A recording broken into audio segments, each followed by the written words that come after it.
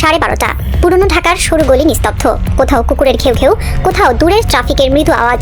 একটি ভাঙা বাড়ির ভেতরে আলো জ্বলছে, তেলবাতির মতো হলুদ কাঁপতে থাকা আলো। ভেতরে টেবিলের ওপর খোলা ল্যাপটপ, কফির কাপ আর ছড়িয়ে আছে কিছু কাগজ।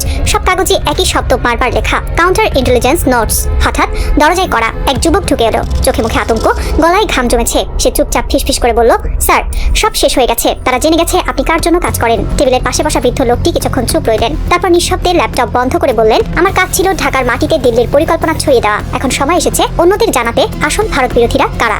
এক মুহূর্ত পর গুলির শব্দে ঘর কেঁপে উঠল। বাইরে থেকে দুইজন কালো পোশাকের লোক ছায়ার মতো অদৃশ্য হয়ে গেল। পেছনে পড়ে রইল কফির দাগ, আরেক কাগজ। তাতে লেখা ছিল র internal detective protocol, agent BD-47। গোয়েন্দা জগতের সবচেয়ে বড় নিয়ম হলো, যাকে তুমি শত্রু ভাবছো সেই হয়তো তোমার পাশে দাঁড়িয়ে আছে। ভারতের গোয়েন্দা সংস্থা র এই নিয়মটিকে অস্ত্রে পরিণত করেছে। তারা কখনোই এমন কাউকে মাঠে নামায় না যে প্রকাশ্যে ভারতের পক্ষে অবস্থান নেয়, বরং বেছে নেয় সেই মানুষটিকে যাকে জনসাধারণ দেখে সবচেয়ে বড় ভারত বিরোধী হিসেবে। এর কৌশল খুব স্পষ্ট, যে যত বেশি ভারত বিরোধী বলে পরিচিত তাকে তত বেশি বিশ্বাস করবে ভারত বিরোধী গোষ্ঠী, আর এই বিশ্বাসী হয়ে ওঠে সবচেয়ে নিখুঁত তথ্যের উৎস। এক সাবেক ভারতীয় গোয়েন্দা কর্মকর্তা একবার স্বীকার করেছিলেন, আমরা এমন কাউকেই বেছে নিই যার বিরুদ্ধে ভারতীয় মিডিয়া গালাগালি দেয়, কারণ সেটাই প্রমাণ করে লোকটা নিখুঁত ঢাল।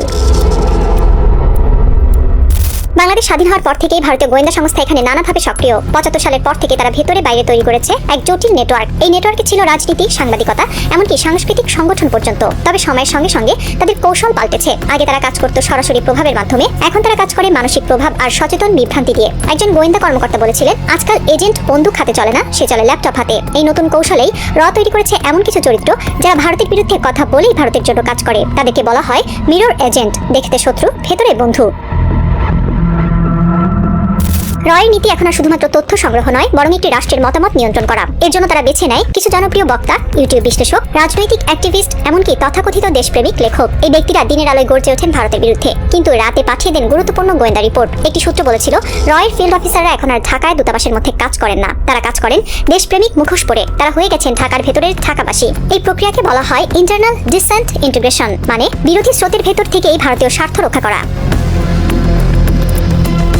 ভারতের জাতীয় নিরাপত্তা উপদেষ্টা অজিত ডোভাল এই ধারণার মূল স্থপতি। তিনি একসময় পাকিস্তানে মুসলমান সেজে আন্ডারকভার ছিলেন। 3 বছর তিনি মসজিদে নামাজ পড়েছেন, রোজা রেখেছেন, এমনকি স্থানীয়দের সঙ্গে জিহাদের পরিকল্পনাও করেছেন। সবই ভারতের তথ্য সংগ্রহের অংশ হিসেবে। তার এই অভিজ্ঞতা থেকেই তৈরি হয় ডোভাল ডক্ট্রিন। এটা বলে, শত্রুর ভেতরে ঢোকো, তার ভাষায় কথা বলো, তার স্লোগান তোলো, তবেই সে তোমার উপর আস্থা রাখবে। এই তত্ত্ব এখন বাংলাদেশেও প্রয়োগ হচ্ছে। রয়ের এজেন্টরা ধর্মীয়, সামাজিক, এমনকি দেশপ্রেমিক মুখোশ পরে কাজ করে। কেউ ইসলামপন্থী সেজে মিটিংয়ে যায়, কেউ জাতীয়তাবাদী হয়ে টক শোতে বসে। তারা এমনভাবে মিশে যায় যে রাষ্ট্র আর নিজেই বুঝতে পারে না কারা সত্যিকারের দেশপ্রেমিক আর কারা পরিকল্পিত দেশপ্রেমিক। ঢাকার রাজনীতিতে এখন দেখা যায় এক অদ্ভুত প্রবণতা, যে যত বেশি ভারত বিরোধী স্লোগান দেয় সে তত দ্রুত আলোচনায় আসে, তত বেশি মিডিয়ার কভারেজ পায়। এই প্রবণতাই কাজে লাগায় র, কারণ জনমনে বীর হয়ে উঠলেই সেই ব্যক্তির ভেতরে ঢুকতে পারে অসংখ্য গোপন সূত্র, যারা তথ্য দেয়, বিশ্বাস দেয় আর অবশেষে তথ্য ফাঁস করে। বাংলাদেশের নিরাপত্তা বিশ্লেষকরা বলছেন, এই মিথ্যা বীররাই সবচেয়ে বিপজ্জনক, কারণ তারা গুলি চালায় না, তারা ধারণা চালায়। তারা এমনভাবে জনমত তৈরি করে যে রাষ্ট্র নিজের জনগণকে সন্দেহ করতে শুরু করে। আর এই বিভক্তি গোয়েন্দা যুদ্ধের সবচেয়ে বড় জয়। এখন যুদ্ধ শুধু মাঠে হয় না, এখন যুদ্ধ হয় মন্তব্যের ভেতর, পোস্টের নিচে, ট্রেন্ডিং হ্যাশট্যাগে। রয়ের আন্ডারকভার অপারেশন এখন ডিজিটাল হাইব্রিড ওয়ারফেয়ার, যেখানে একজন ব্যক্তি বুঝতেও পারে না সে যে ভিডিওটি শেয়ার করছে সেটাই হয়তো বিদেশি গোয়েন্দা কাঠামোর প্রচার। বাংলাদেশের তরুণরা এখন এই যুদ্ধের অজান্তে অংশ নিচ্ছে। কেউ ভারত বিরোধী মন্তব্য লিখে সন্তুষ্ট, কেউ চীনের পক্ষে স্ট্যাটাস দিয়ে গর্বিত, কিন্তু কেউ জানে না এই দুটো দিকের তথ্যই একজন বিশ্লেষণ করছে দিল্লি বা সিঙ্গাপুরের ডেটা সেন্টারে। এক সাইবার বিশেষজ্ঞ বলেছিলেন, র এখন মাটির নিচে নয়, মেঘের ভেতরে কাজ করে, ক্লাউড ইন্টেলিজেন্স। তারা জানে কোন গ্রুপে কে কি বলছে, আর কার ফোনে ভয়েস রেকর্ড আছে, আর কে কবে কাকে দেশদ্রোহী বলবে। রাষ্ট্রের মেরুদণ্ড শক্ত রাখতে হলে শুধু প্রতিরক্ষা বাহিনী যথেষ্ট নয়, প্রয়োজন এক আন্তর্জাতিক মানের গোয়েন্দা কাঠামো। কিন্তু দীর্ঘদিন ধরে বাংলাদেশের গোয়েন্দা সংস্থাগুলো মূলত অভ্যন্তরীণ নিয়ন্ত্রণের মধ্যে সীমাবদ্ধ। তারা সন্ত্রাস দমন করে, কিন্তু মনস্তাত্ত্বিক যুদ্ধে প্রস্তুত নয়। বিশ্লেষকরা বলছেন, যেখানে র, মোসাদ, ISI প্রতিনিয়ত তথ্যযুদ্ধ করছে, বাংলাদেশ সেখানে এখনো তথ্য সংগ্রহে নির্ভরশীল। এই ঘাটতি পূরণ না হলে রাজনীতির ভেতরে বাইরে ঢুকে যাবে অদৃশ্য হাত, যা ঠিক করবে কে দেশপ্রেমিক, কে দালাল। সন্ধ্যা নেমেছে, পুরনো ঢাকার মসজিদে আজান শেষ হয়েছে। এক বৃদ্ধ ইমাম দরজায় দাঁড়িয়ে বললেন, আজ আমাদের মসজিদে এক নতুন মুখ এসেছে। নামাজ শেষে নিঃশব্দে চলে গেল। তার পেছনে রাখা ছিল একটি ব্যাগ, ভেতরে কেবল একখানা তসবিহ আর একটি পেন ড্রাইভ। পেন ড্রাইভে লেখা ছিল বাংলাদেশ ফিল্ড ইন্টেলিজেন্স লগ। রাতের হাওয়ায় আকাশের মেঘ নড়ে উঠল।